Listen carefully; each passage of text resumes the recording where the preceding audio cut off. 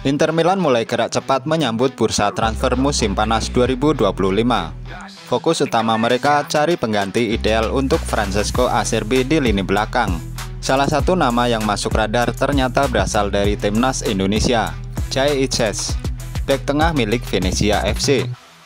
Menurut laporan dari FC Internews, Inter saat ini memantau dua nama Sam Beokema dari Bologna dan Jai Itzes dari Venezia. Tapi yang menarik dari sisi harga, Itzes jauh lebih ramah di kantong.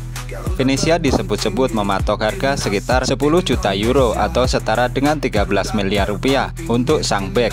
Sedangkan Beokema dibanderol 3 kali lipat, yaitu 30 juta euro atau sekitar 540 juta miliar rupiah.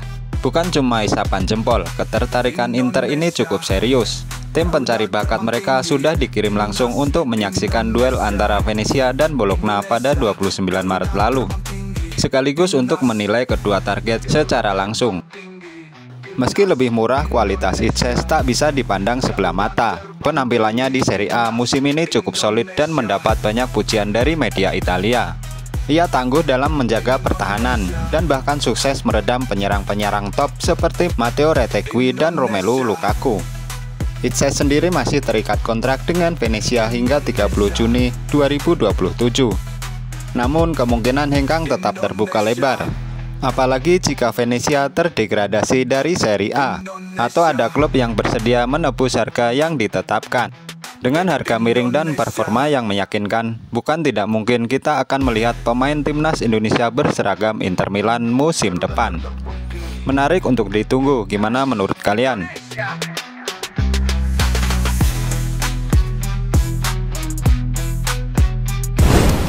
Euforia kemenangan timnas Indonesia U17 atas Korea Selatan masih terasa. Ya, di laga perdana grup C Piala Asia U17, Garuda Muda sukses mengamankan 3 poin berharga lewat kemenangan tipis 1-0. Sebuah hasil yang memuaskan, apalagi lawannya bukan sembarangan, tim unggulan Korea Selatan. Tapi jangan buru-buru puas dulu, masih ada 2 pertandingan penting yang menanti melawan Yaman dan Afghanistan. 2 laga ini bakal jadi penentu nasib Indonesia, apakah bisa mengamankan tiket ke Piala Dunia U17 atau enggak. Dan kita bakal ngebahas peluang dan performa timnas Indonesia U17 sebagai berikut. Menurut pengamat bola Bung Kusna ini, kemenangan atas Korea Selatan itu patut banget diapresiasi, bukan cuma soal hasil, tapi juga karena ini pertama kalinya Indonesia mengalahkan Korea Selatan di ajang resmi FIFA. Kemenangan ini bukti kalau talenta muda Indonesia punya kualitas luar biasa, apalagi di level U17. Masalahnya selama ini mereka seringkali kurang bekal kompetisi saat naik ke level senior. Yang menarik, Indonesia menang meski kalah secara statistik. Penguasaan bola, Korea lebih unggul. Shot on goal juga milik mereka. Tapi dalam sepak bola, angka-angka itu nggak selalu jadi penentu. Yang terpenting adalah tetap skor akhir. Bungkus juga menyoroti strategi defense and counter yang diterapkan Coach Nova Arianto. Strategi ini sukses meredam tekanan Korea Selatan yang menciptakan momen penting. Penalti yang dieksekusi Evandra di menit 92. Ngomong-ngomong soal Evandra, dia memang layak jadi man of the match. Namun ini semua tak lepas dari banyak pemain lain yang juga tampil solid, seperti kiper Dava yang tampil luar biasa, serta para pemain belakang yang disiplin menjaga lini pertahanan, yang dikomandoi Panji dan kawan-kawan bermain rapat dan solid. Jika kalian nonton saat laga itu, pemain-pemain belakang kita terkuras fisiknya setelah memasuki menit-menit ke-80. Korea Selatan memang mencoba terus menekan sepanjang 90 menit, tapi timnas kita nggak kasih ruang. Setelah pertandingan, pelatih Korea Selatan, Byun Sung-wan, mengatakan bahwa kemenangan timnas Indonesia hanyalah faktor keberuntungan. Dalam pernyataannya, kami mendominasi penguasaan bola hampir sepanjang pertandingan. Tetapi hasil akhir tidak berpihak, Indonesia hanya sedikit lebih beruntung, ujarnya. Kalau kita pikir memang ada benarnya, atau kita bisa simpulkan timnas kita belum bisa bermain untuk bersaing secara permainan dengan tim sekelas Korea Selatan. Andai kita beranalogi, timnas ketemu dengan tim seperti itu sebanyak 5 pertandingan, apakah timnas kita akan terus bermain seperti itu? Tertekan? Tulis di kolom komentar. Namun yang pasti kita tetap dukung semua elemen Federasi Sepak Bola Indonesia. agar pembinaan terus dikembangkan lebih baik, supaya performa tim junior konsisten sampai senior. Seperti yang sudah kita tahu, timnas kita di junior bagus tapi menginjak senior melempem. Berkaca dari permainan timnas semalam, pemain Indonesia masih rentan dalam duel bola atas serta power. Tak dipungkiri faktor musuh yang dihadapi mempunyai keunggulan dari segi postur. Lalu bagaimana kans Indonesia di laga selanjutnya? Melawan Yaman, gaya permainan Indonesia kemungkinan bakal berbeda. Kalau lawan Korea Selatan kita lebih banyak bertahan. Saat lawan Yaman mungkin Indonesia bakal lebih bermain dalam penguasaan bola. Tapi timnas kita jangan sampai lengah. Yaman jago banget main bola direct dan serangan balik cepat. Coach Nova harus pastikan pemain tetap disiplin dan gak gampang terpancing naik ke depan. Soalnya kelemahan di lini belakang bisa dimanfaatkan lawan kalau kita terlalu agresif. Selain itu, efisiensi serangan juga harus ditingkatkan. Peluang-peluang harus bisa membuahkan gol. Dari sisi mental, persiapan tim sudah matang dan para pemain sudah sering uji coba.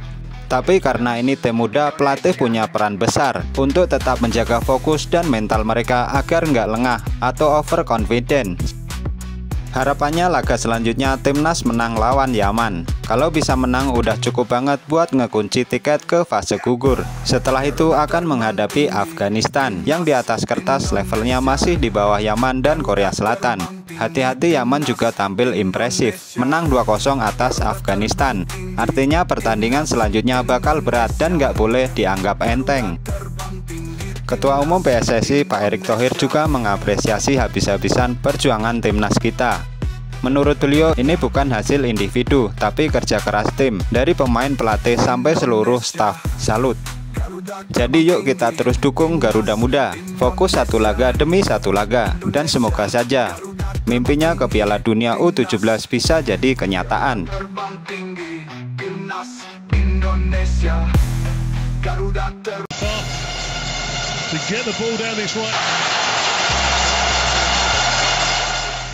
Laga persahabatan Indonesia melawan Belanda. Keinginan untuk menggelar laga persahabatan antara timnas Indonesia melawan Belanda tampaknya harus ditunda dulu.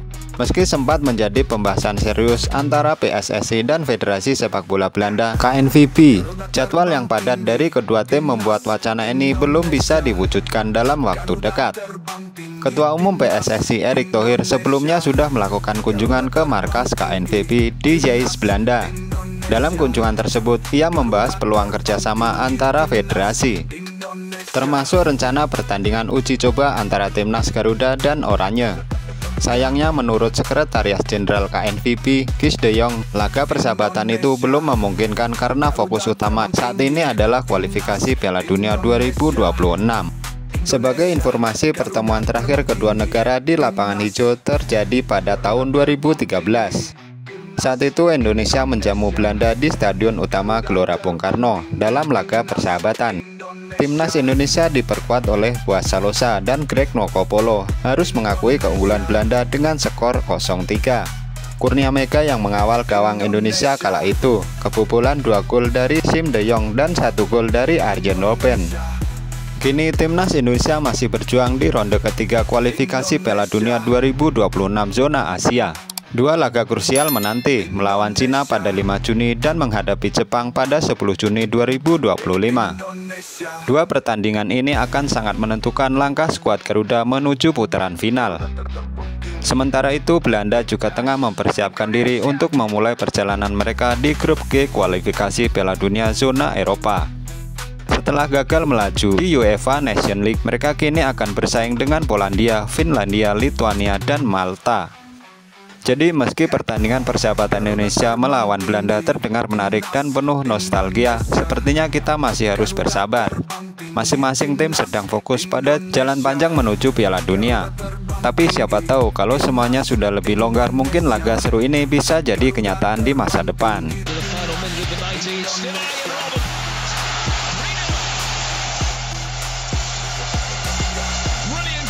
Treble winner.